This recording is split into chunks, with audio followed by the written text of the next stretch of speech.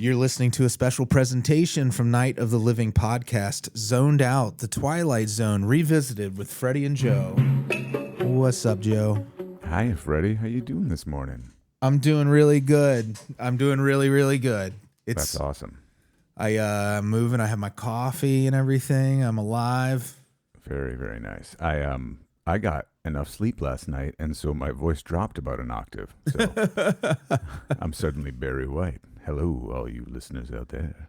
Isn't it funny how the different times of day affect your voice? It is. It's weird, over time when your whole sound shifts completely. Yeah. For real though. I'm turning my headphones up a little bit. Sorry about that. I'm an old man. I'm going deaf. What are you gonna do?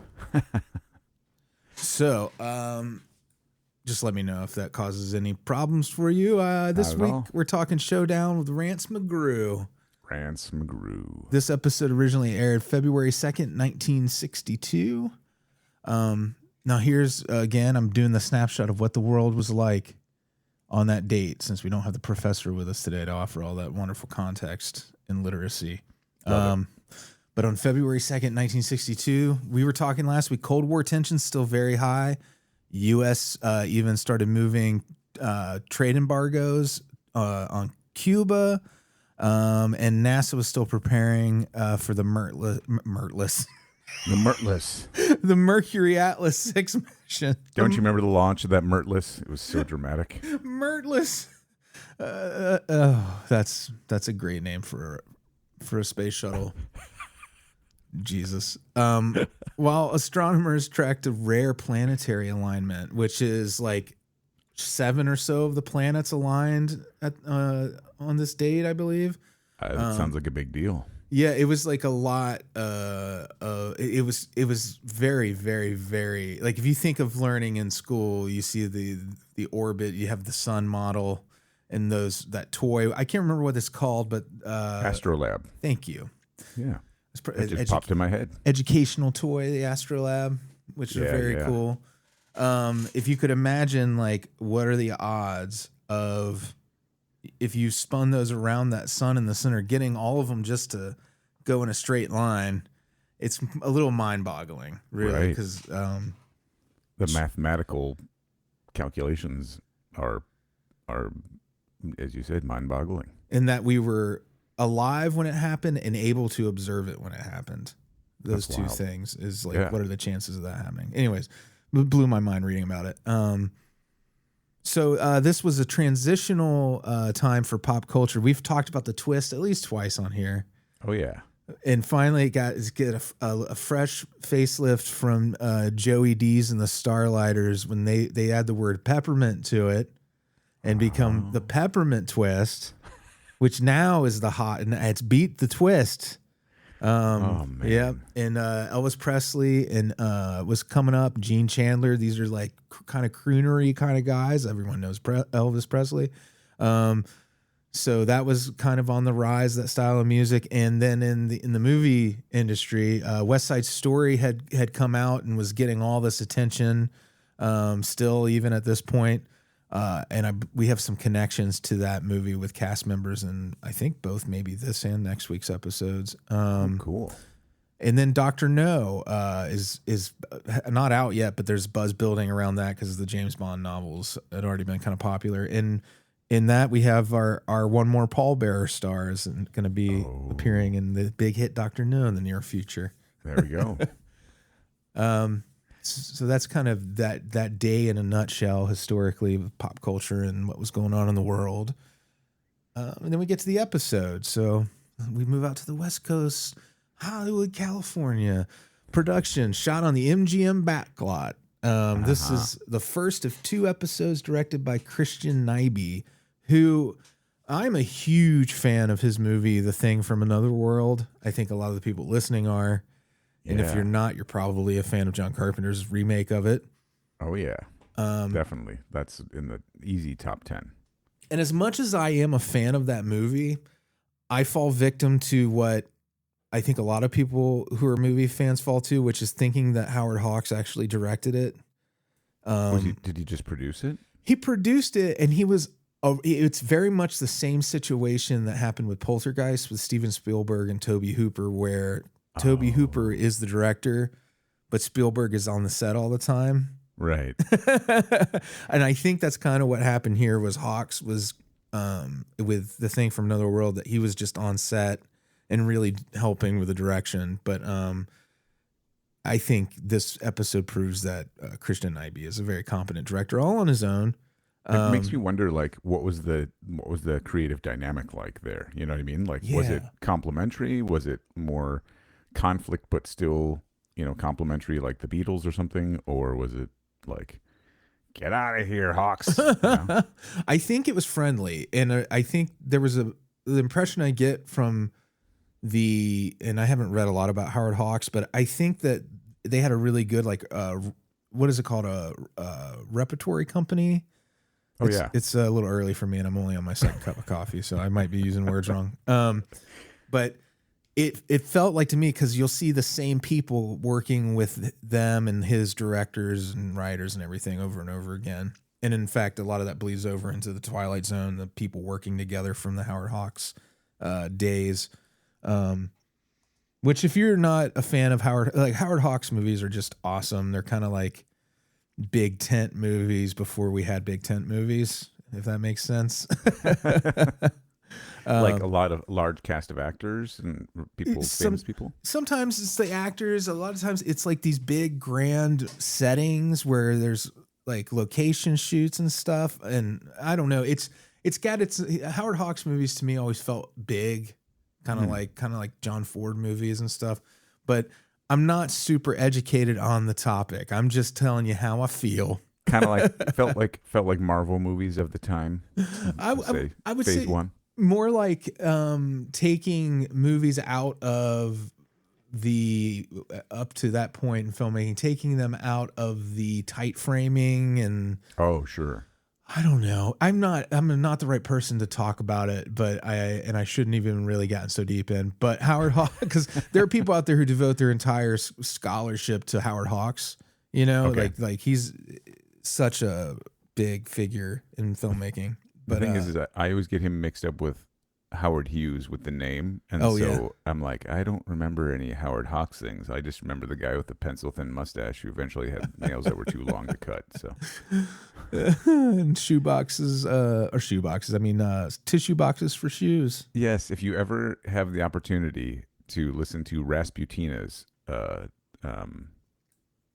gosh, I can't remember what the name of it is. It might just be Howard Hughes. It's a song all about him, and Rasputina is fantastic. Yeah, they are three great. women doing all kinds of super hardcore cello stuff, which you're like, hardcore cello? Yes. Hardcore, awesome. baby. Hardcore. So Christian Nyby, like I said, this was the first of 2 episodes that he'll direct for this for the series. He's going to come back with Cavender is coming later on. Nice. The first of 2 writing credits for Frederick Lewis Fox, who will come back to write Hocus Pocus and Frisbee. Great title. I can't wait to watch that to find out what that is all about. I don't remember it off the top of my head. I know I've seen it twice, but I couldn't tell you what the episode was about, because it's been so long, and it didn't like stand out to me. Although people love the episode. Interesting. So the writer, Frederick Lewis Fox, he was an American screenwriter. He was also a cartoonist. He contributed to the syndicated comic strip Ella Cinders, which kind of looks like the art's kind of like a Beetle Bailey kind of thing. I looked one of them up. And also, you're reading something and then you lose where you were with your eyeballs because you didn't scroll correctly. That's when your partner's supposed to vamp. Besides Ella Cinders, from Fox, we also got Charo. Charo? The very last Elvis Presley Western. I think he made 5 of them. Yeah, and this one was like a revenge story, I believe. Wait, the movie's called Charo? Charo with 2 R's, yeah, and an exclamation point on the end. You're thinking of Charo Hoochie Coochie. Yeah, Hoochie Coochie, star from like Fantasy Island and every show in the 80s. You ever heard her play guitar? No. She's incredible. Yeah. That's awesome. Yeah, Charo's incredible.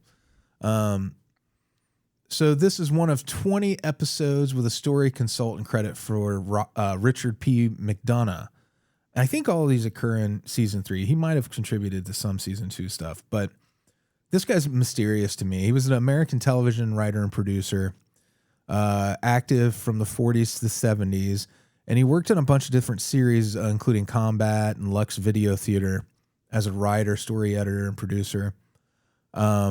But it kind of feels like, and when we get into Kick the Can, he comes back as a story consultant, and it's just interesting. Yeah, like his fingerprints are on a lot of these episodes we've been watching this season.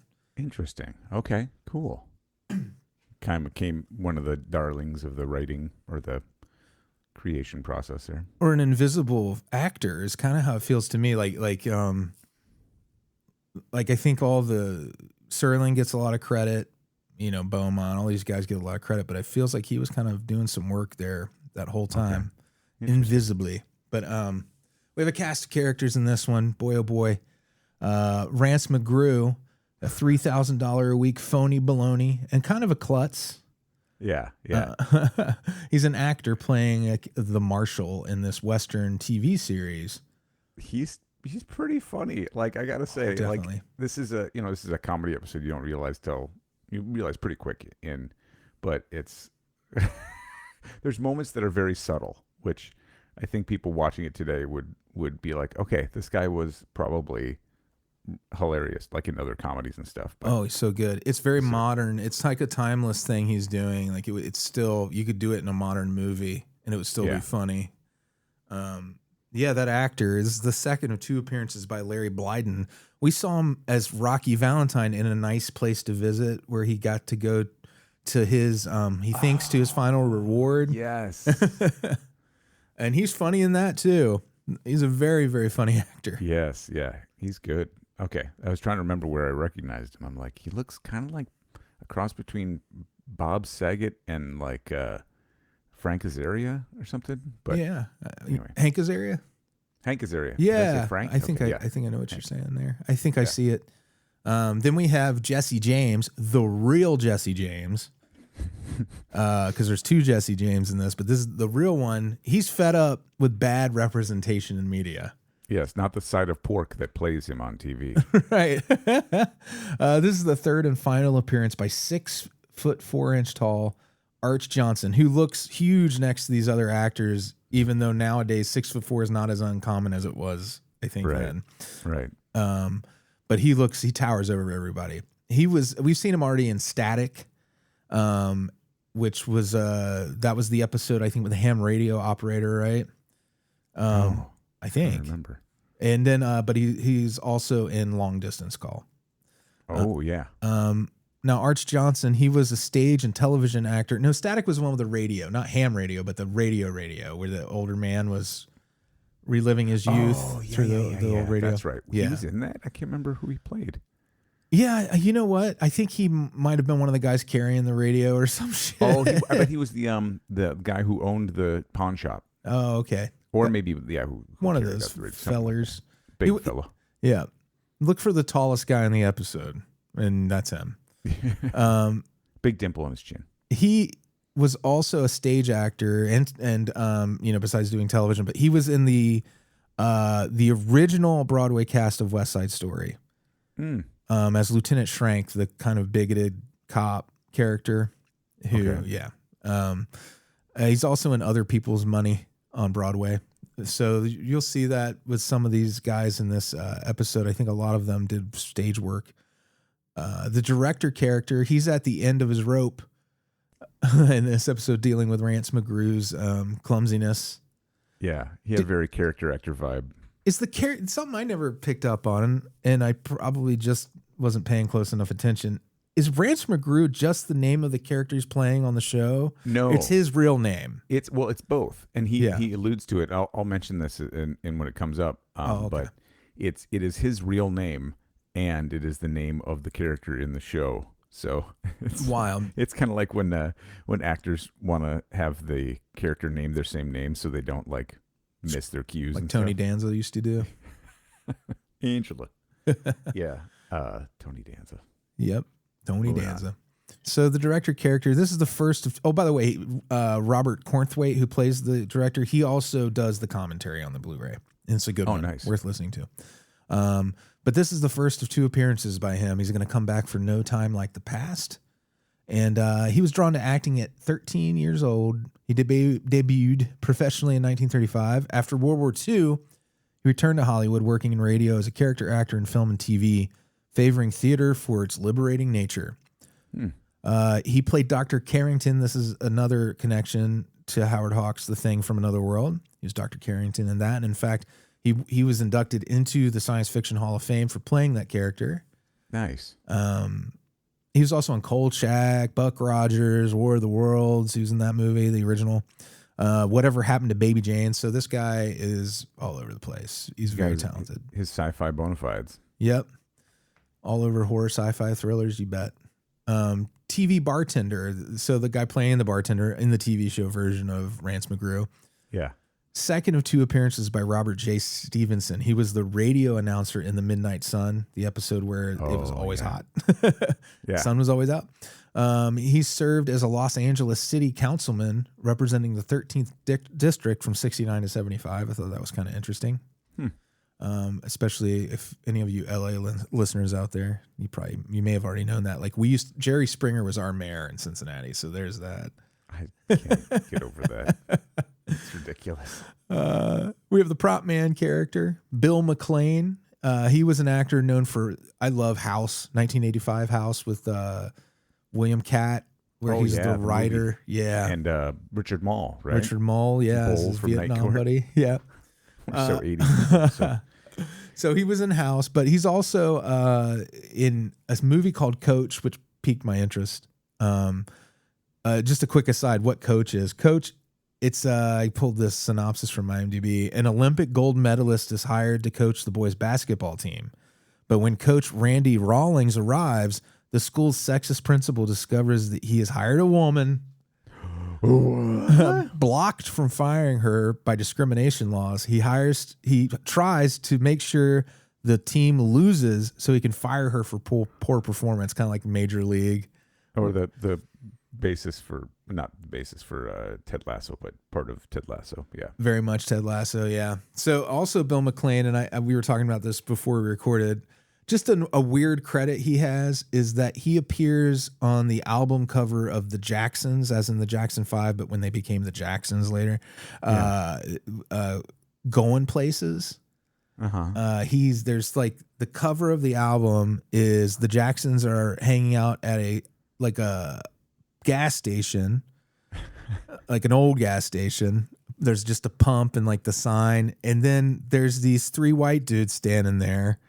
And he's one of those 3 white dudes. I think he's the one, he's either the one crouching and showing the Jacksons on the map where they need to go next, or he's the busybody who's leaning over his shoulder. I don't know which one he is. It's so confusing because if you look at it, like the Jacksons have on like suits and some of them top hats and some of them like World War I leather caps with flying goggles on them. Yeah, I guess they also must have a little biplane that they're traveling in this story of the Jacksons. They're seeing the country by biplane. It's something else. It's something from a different era. I love this cover. Actually, looking at it, it's so much more fun than many of the current album covers. Well, it looks like who's the American Rockwell? Classic Rockwell. Yeah, it looks like a Rockwell piece. Definitely. It's got that vibe. It's so fun.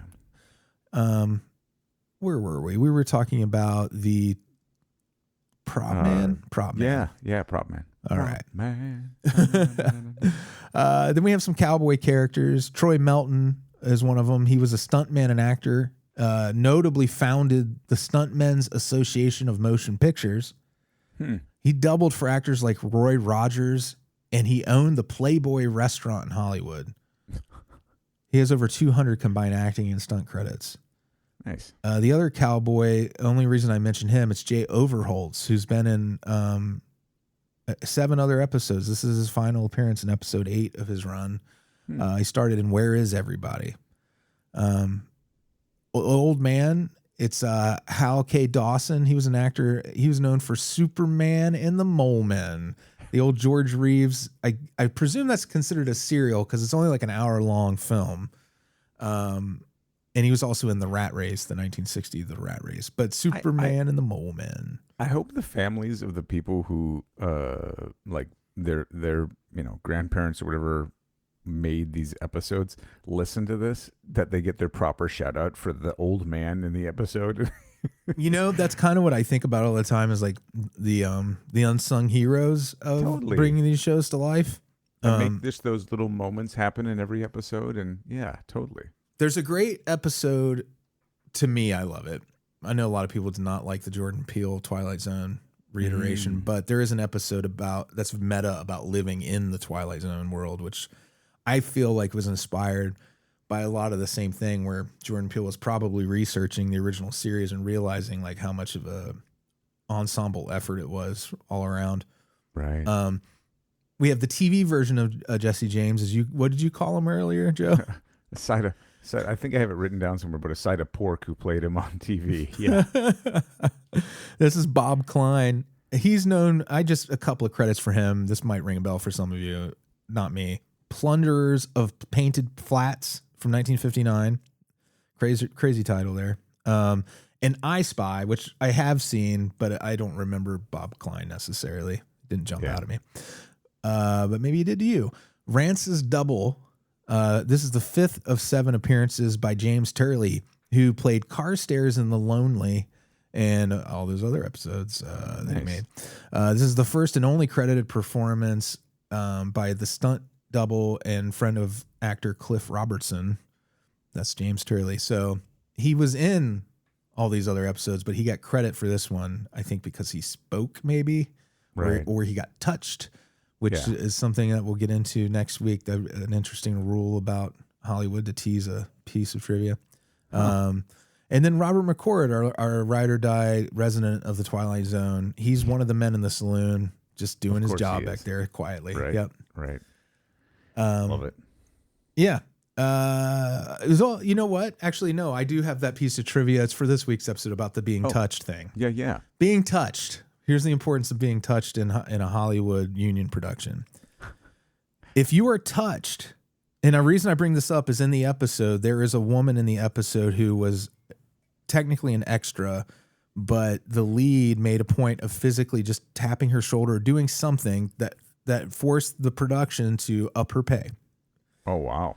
So being touched or required to perform intimate or hazardous physical contact changes an actor's role classification, because SAG-AFTRA rules mandate a role upgrade from background to principal performer, or the mandatory presence of an intimacy coordinator to enforce strict consent and safety protocols. That's awesome. I mean, that's like something you negotiate for, like in your contract. So bravo to the people who negotiated that out, because that's actually a fairness too, like an equity thing.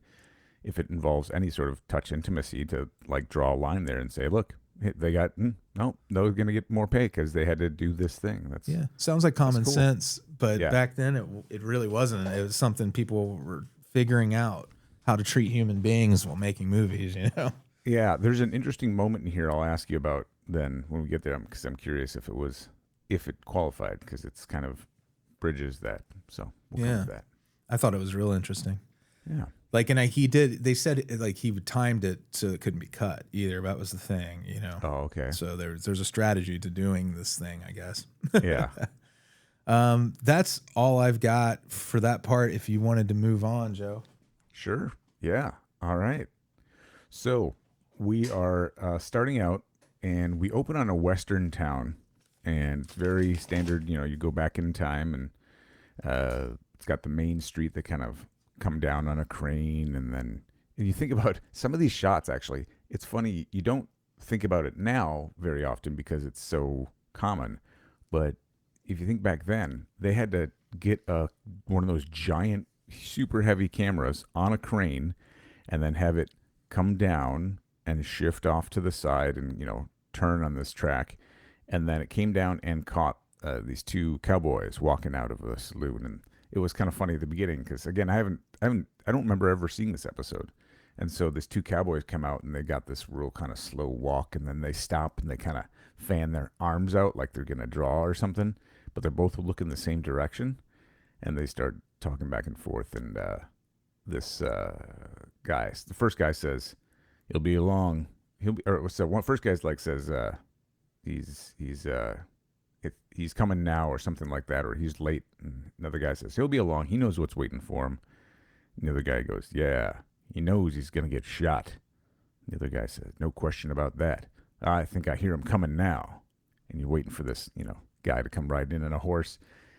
And around the corner, suddenly you see like an early 60s Ford Thunderbird convertible with bull horns mounted on the hood, racing down the road, like huge cloud of dust behind it. You feel like his horn's going to play Dixie. Yeah, well, and he's playing like loud jazz music as he pulls up. I love that it's always loud jazz music for like the rowdy crowd. The Playboy, Hollywood Playboy types. Right. And the car like skids to a stop right in front of the saloon where the guys were just standing. They had to kind of jump out of it. Apparently, this, by the way, the Ford Thunderbird, this model was nicknamed the Bullet Bird, and it was featured prominently in like Kennedy's one of his parades or his inauguration or something. But it's I love really a cool Thunderbird car. Yeah. And so another man comes out of the saloon when the car parks, and he's got kind of more modern clothes on. We find out later this is the director, Cy. And the driver of the convertible gets out, and he's got a cowboy hat on. So you're like, oh, he looks like a cowboy, but he's driving a car. So it's kind of the first joke of like, oh, it's somebody who's much more modern. He's not a cowboy who's going to get shot. He's going to get shot on film, right? Which I thought was incredibly funny, the way those two guys are talking about it. It's a clever joke. It's like a little, one shot right at the beginning there. And so he gets out of the car, and we find out very quickly this is like the set of a TV show, and this guy who gets out of the car is an actor. His name is Rance McGrew, which I always want to say Vance, but it's Rance McGrew. Only Rance I've ever heard. Exactly, same. And so he's going to get shot on film, not with a gun, or is he? Blah, blah, blah, blah, blah. And so he gets out, and Cy's like, oh, finally you're here. And Rance is like, don't start with these emotional interactions. I can't handle these. You're like, oh boy, this guy's like a diva right off the bat. And he comes in, and he's getting his makeup applied, and he tells the director. Director's like, okay, here's the shot. Here's what we're doing. Do you know the lines? And he's like, no, read it to me. So the director starts reading it to him, and it's a scene where he basically just walks in and then looks one direction and another direction. And immediately Rance is like, that's not what cowboys do. Cowboys walk up to the bar, they look at their drink, and then they look left and right. It's like, and the director's like, okay, like you're starting right away, with this attitude. So it's pretty funny. That's just kind of, you get in the feel of what this dynamic is. They set the tone very quickly. And so he thinks he knows exactly what a cowboy would do. Don't you feel like nobody in this episode really knew? Oh, yeah. They either misrepresented the West, or because even what you get is still the real version of these characters is still very much a Hollywood interpretation. Yeah. I think it's super tongue in cheek. I think they very much had an idea of like reality, and this was supposed to be over the top. So the director, very familiar with Rance, not wanting to fight this fight, he like bites his tongue metaphorically, and agrees to shoot the scene Rance's way. And Rance continues to fuss about the how this emotional scene is killing his stomach, and he's all fussy, and I'll be ready in a minute. So the director goes back to address the rest of the cast and says, hey, we're way behind, but we can get back on track now that the star is here. And he does a little side eye to Rance. So then we get the reading from Mr. Serling. Some 100 years ago, a motley collection of tough mustaches galloped across the West and left a raft of legends and legerdemains. And it seems a reasonable conjecture that if there are any television sets up in cowboy heaven, and any one of those rough and woolly nail-eaters could see with what careless abandon their names and exploits are being bandied about, they're very likely turning over in their graves, or worse, getting out of them. which gives you a clue to the proceedings that will begin in just a moment, when one Mr. Rance McGrew, a 3,000 buck a week phony baloney, discovers that this week's current edition of Make Believe is being shot on location, and that location is the Twilight Zone.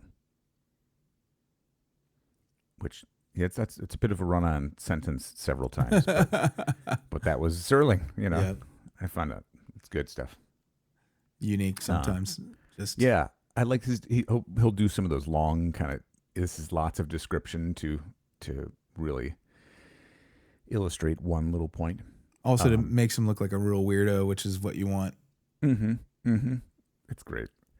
So Rance is finishing his costuming and asks for a 6-gun. And this is a moment where this is going to ask you about the prop master goes and pulls this gun off of a seat from underneath this woman. And she's like, woo, you know, because part of it was sticking out underneath her. And I'm wondering if that applies for your touch rule or not, because he didn't touch her, but the gun that was underneath her was there, right? Yeah. And so as he pulls the gun out, she's like, whoop, like makes a noise and stuff. It makes me want to go back and watch a bunch of things, you know, and watch to see how many extras get touched by leads. Right. Well, and I wonder, does that something like that qualify? Because she does clearly, like it was a sight gag, right? That woo, she's got a gun pointed underneath her.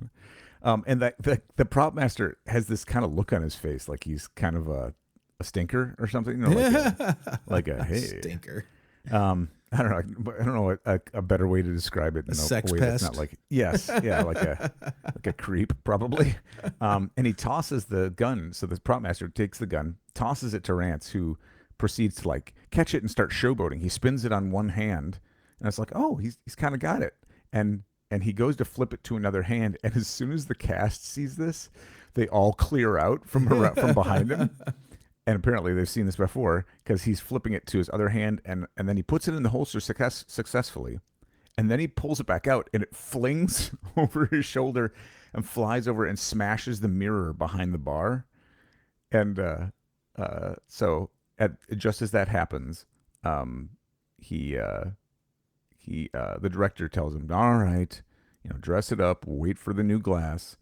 And the prop master taps the director on the shoulder and puts his hand out, and the director pulls out like a dollar bill or some amount of money and slaps it into his hand, like they had a bet that it was gonna, break the glass. And so it's another little inside joke. Don't you feel like Galaxy Quest owes a lot to this segment of the movie? I think. Yeah. Well, I mean, it's all that meta comedy too. Yeah. It's funny how much they nail what we expect to be, that, because again, these are actors playing people who are playing, directors. They just nail all that stuff. The inside comedy. It must be fun episodes to be like make fun of themselves and stuff, or the crew or whatever. Their boss.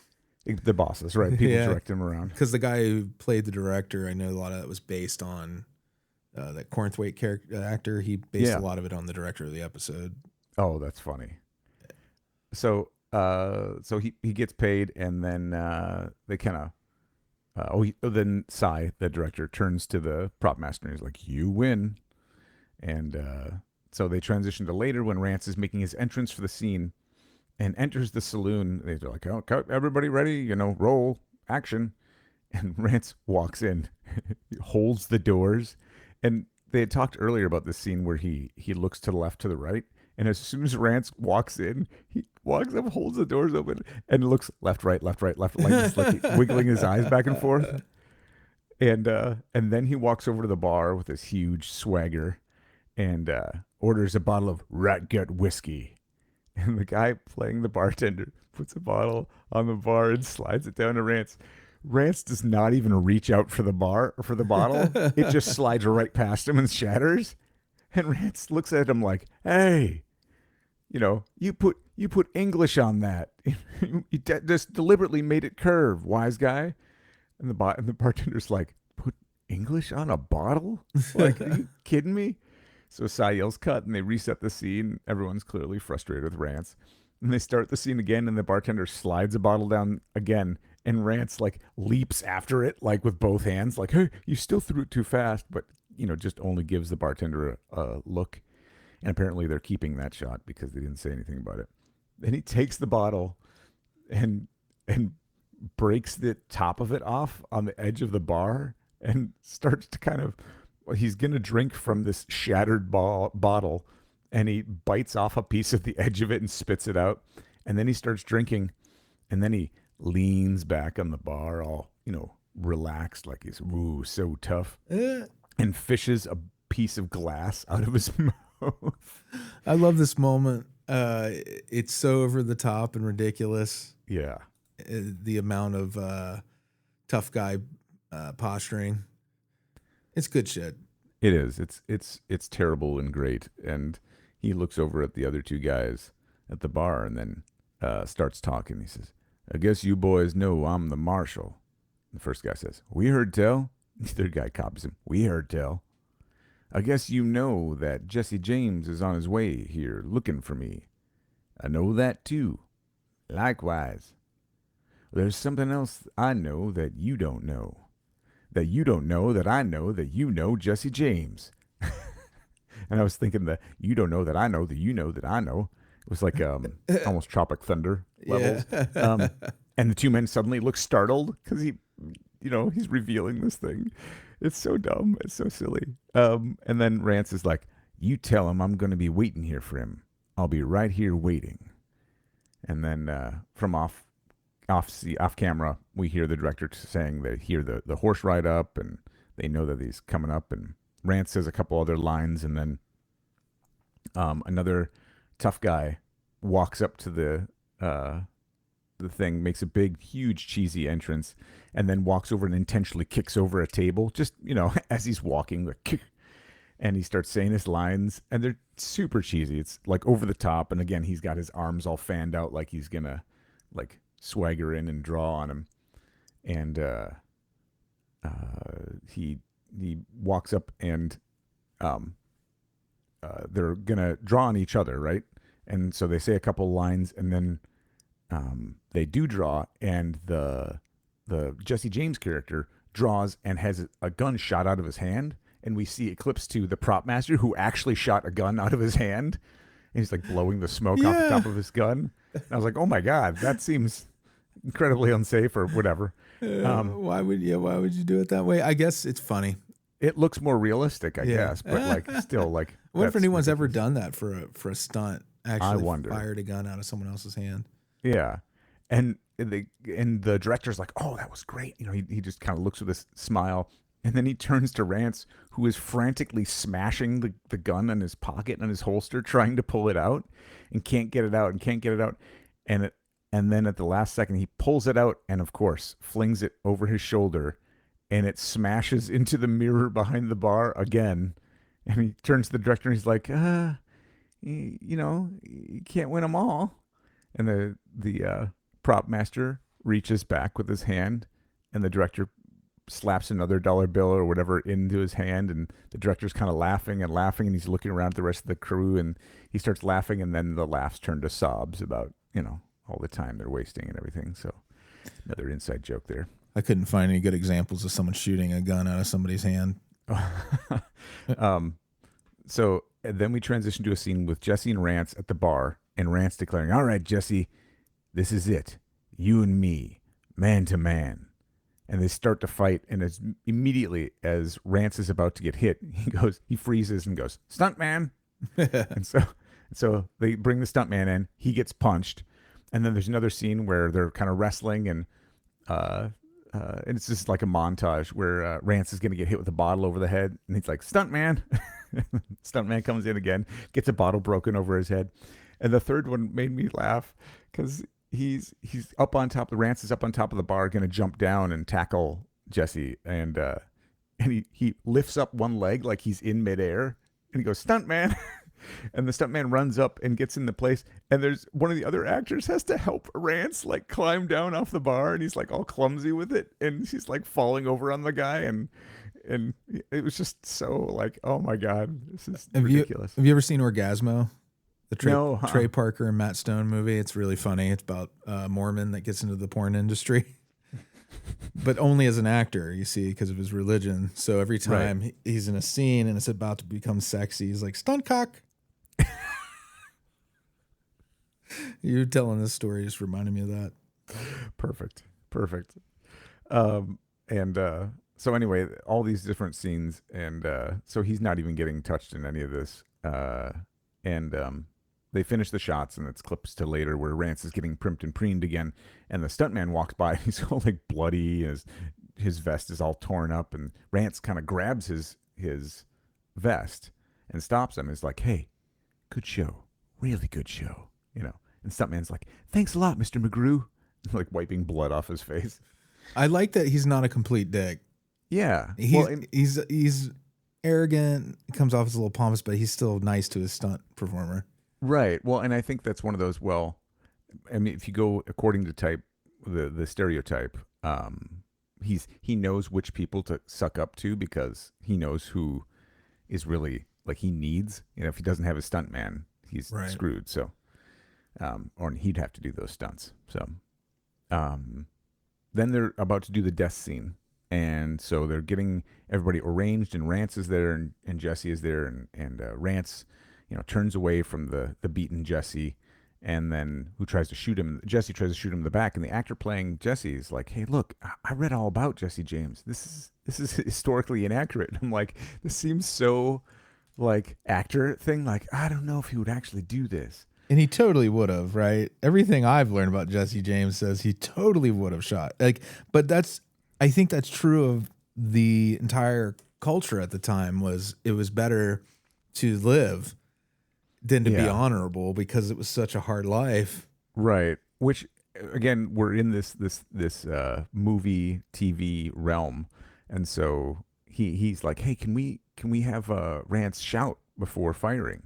Or we have him shout at Rance before firing, like giving him an alert. And Rance is like, oh, that's real creative thinking. That's real creative thinking. Yell at the fastest gun in the West. Look, when you're fighting against Rance, either you play it, what is it? You play it something, or you play it dead. You play it dirty. Red or dirty, or something like that. Basically saying like, I'm gonna beat everybody. And then he takes a drink of the whiskey, quote unquote whiskey, he's supposed to have at the bar. And he's like, "This is cola, not ginger ale."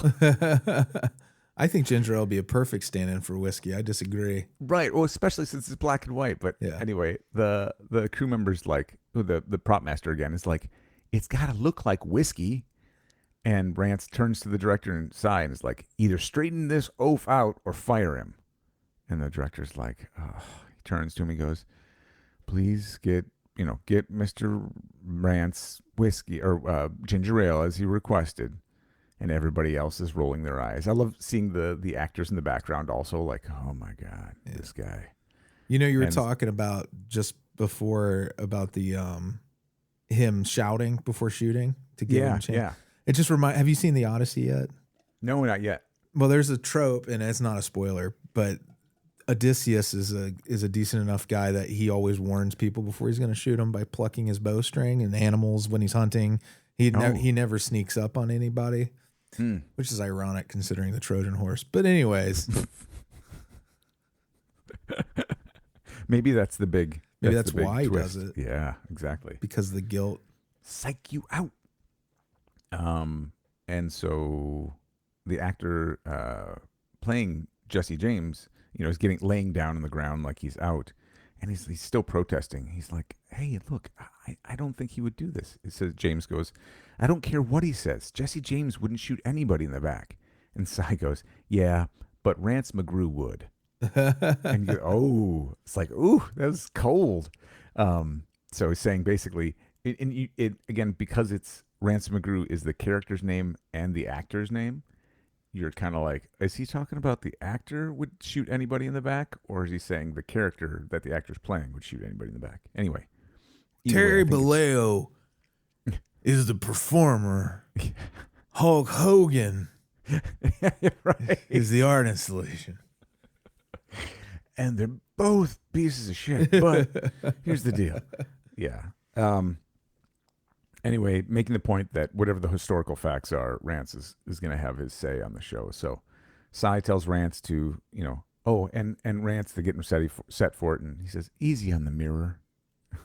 So they don't go for that gag a third time. How many mirrors have they gone through on other episodes, right? Yeah. And so they start the scene, and Rance takes a drink from his broken bottle, and as he's got it up drinking it, everything freezes, and the whole scene changes to a real Old West saloon. And Rance kind of complains that the actor on the ground disappears, and a whole bunch of stuff shifts, just kind of vanishes. And Rance drops the bottle and is like, "You oaf, this is real whiskey," you know. And then he's looking around, and he's like, "It's real," and he's like, something's totally changed, right? The actors are different.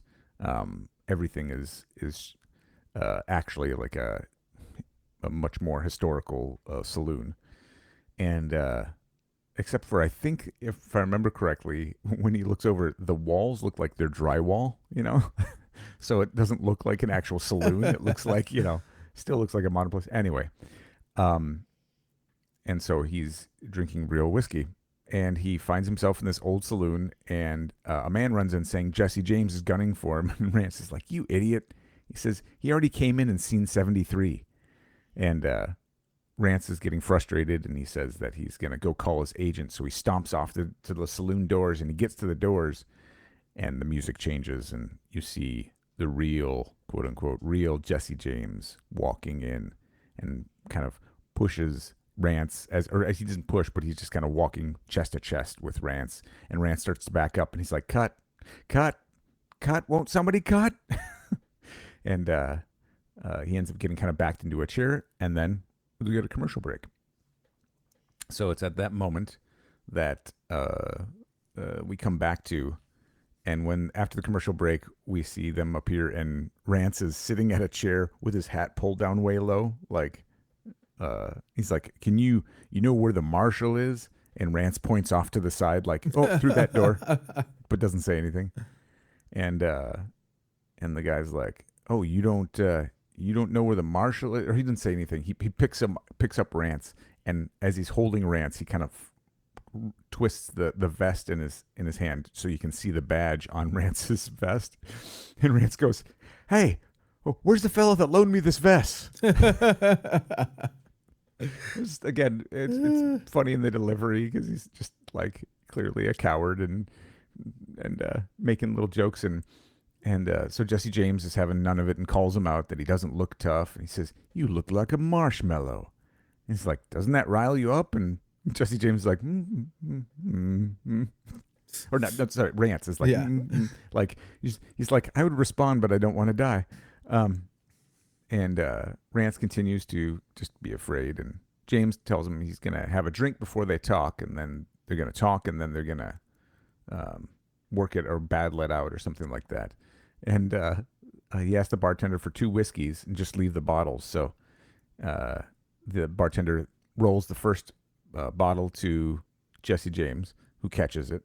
And then the second bottle, again, Rance does actually catch it, but he has to use both hands to like catch it off to say catch is all goofy again. And then Jesse James grabs a no-look catch of the shot glass, catches it in his fingers, puts it down, and pours himself a drink. Meanwhile, Rance is trying to do the same break off the bottle thing, and he takes the bottle and tap, and the whole bottle shatters in his hand, and he's kind of wet. It's just silly, just little sight gags like that. And then Jesse James rolls himself a cigarette, and he's got the tobacco pouch, and he's got the little rolling papers and stuff, and he rolls himself, and again does it perfectly, and then tosses the bag of tobacco and slides the papers to him, and Rance starts to try and roll it, and he puts way too much tobacco in, and then he tries to roll it together, and it's all soggy and mushy, and James lights his own cigarette and smokes it and blows smoke in Rance's face, and then he puts out the cigarette in his own hand, in his palm. And it fully refills his Deadeye meter. Right. Red Dead Redemption 2 reference there.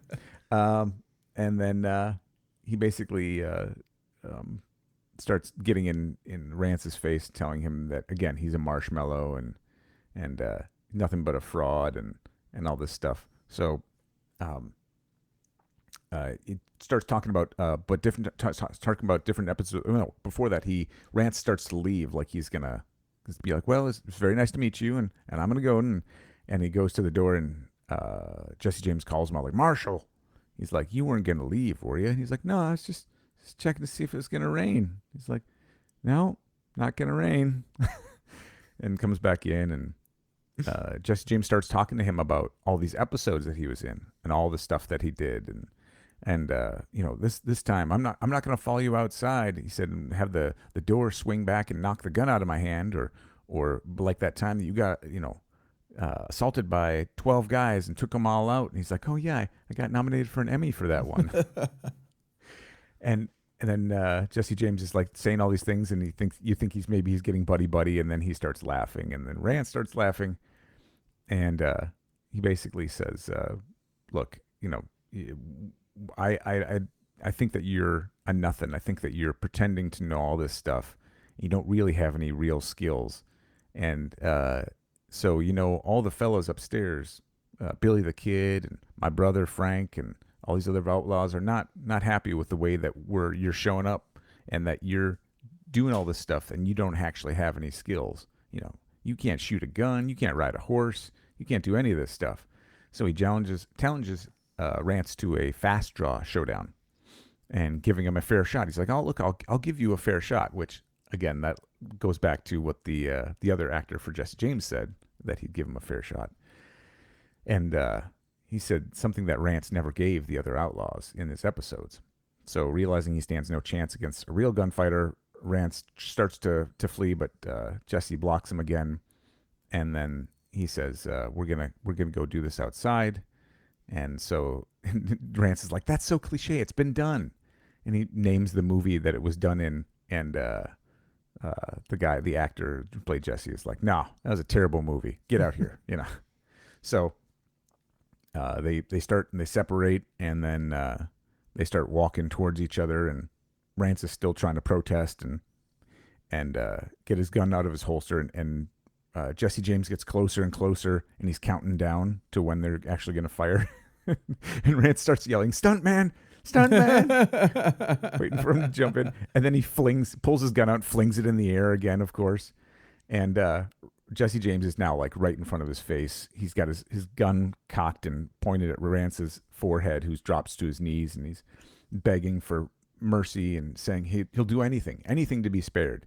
And Jesse James is like, let me think about that. I think we'll come to an agreement here. I think we'll figure something out. And so he uncocks his gun and kind of laughs and lights another cigarette and then disappears.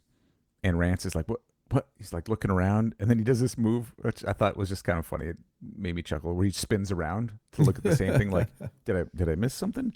And then as he's spinning around a second time, he's back on the set, and he's back where he was, and the cameras are back, and everything's back the way it was, and he's still drinking, and he brings the glass down. He's like, Jesse, and everybody's like, are you okay, Rance? And the prop master comes up and he goes, it's ginger ale like you asked, Mr. McGrew. And then he walks outside, and the director walks over. He's like, are you okay? He's like, where did everybody go? And he's like, we're right. What are you talking about? We're right here. And then the prop master comes from outside and says, hey, Rance, your agent is here. He's like, your agent? And Sai's like, would you please just go deal with whatever this is so we can finally get this shot? And so Rance goes outside and finds out that his agent is now Jesse James. Perfect. Just in Hollywood 60s. Like, he's got a beret on or something and big loud shirt and stuff. It's hilarious. And he brings Rance over, and he's like, here's what I think we're going to do. Instead of you beating Jesse James in this one, I think Jesse James is going to throw you out the window, and then he's going to escape. And Rance is like, what? You can't do that. I never lose. You can't. And Jesse James has got his hand on his shoulder, and he's like clearly crushing Rance's shoulder. And Rance is like, And then without saying anything, Rance is like, He looks all like dejected. He goes back in, and you hear him talking to the director who's proposing the scene. The director's like, what? He's like, okay, Rance, And a moment later, we see Rance fly out the window, shatters and all this stuff. And immediately Jesse is like, oh, great job. He lifts him to his feet, and Rance is like all disoriented. And he's like, okay, here's what we're going to do for the next couple episodes. This guy's a really nice guy. So I think instead of you being able to hit him with a lamp from like 2 blocks away that you threw at him or something, he's like, we're gonna have him shoot it out of your hand, and then do this other thing. And this guy, this outlaw you're fighting, he's a nice guy. He's really good to his mother, And then they jump in the car and speed away. Oh, not before Jesse James goes, "Yah!" to the car before he steps on the gas. And there's this little whinny sound. It's really cute. So they drive away, and the idea you get is that Rance will now make the other outlaws look better, and maybe not always win, maybe not always lose. And we get Mr. Serling's voiceover at the end. The evolution of the so-called adult Western, and the metamorphosis of one Rance McGrew, former phony baloney, now upright citizen with a preoccupation with all things involving tradition, truth, and cowpoke predecessors. It's the way the cookie crumbles and the 6-gun shoots in the Twilight Zone. That reference to adult Western made me think about the fact that Westerns were like kind of considered a kid's genre for a long time. Yeah. In that era of the 50s, especially, I think, in the early 60s. And it's just funny how now it's considered a kind of a prestige genre at the current moment. Right. Yeah. So few people make them and make them well that like people are so starved for that sort of thing that you have the like shows like Yellowstone blowing up and they're like, we want to go all the way back. The history of this stuff, and Red Dead, like we were talking about before. It's just interesting how much more mature Deadwood, like all that stuff, versus like this singing cowboy stuff, Yeah. Well, and sometimes you get some classic cheesy versions like what you're the one who the Buster Scruggs? Ballad of Buster Scruggs. I fucking love that movie. Pardon my French. I love that movie. Yes, deeply. That movie is fantastic. I just love it. And then like Unforgiven, how that was like a different type of movie and stuff. Unforgiven, so good. Bone Tomahawk, which if just a heads up, don't watch that with kids. No, certainly not. Did you? No. Oh, okay. I would be curious what their reaction would be.